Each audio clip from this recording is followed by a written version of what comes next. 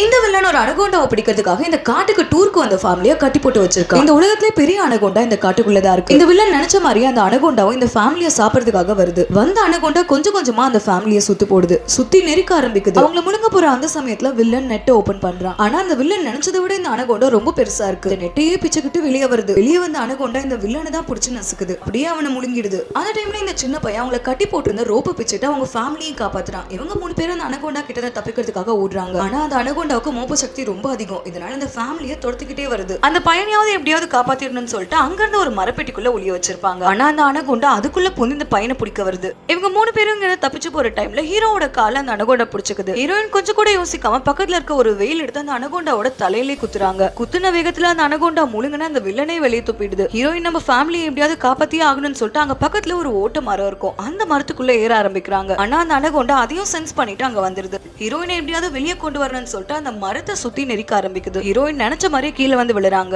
விழுந்த ஹீரோயின் கொஞ்சம் கூட யோசிக்காம அங்க தப்பிச்சு அவங்க ஃபேமிலியை இந்த அனகோண்டா கிட்ட இருந்து காப்பாத்துறாங்க. இந்த வீடியோ உங்களுக்கு பிடிச்சிருக்கா பிடிச்சிருந்தா மறக்காம சேனலை சப்ஸ்கிரைப் பண்ணி 1 மில்லியன் ஃபேமிலியில ஜாயின் பண்ணிடுங்க.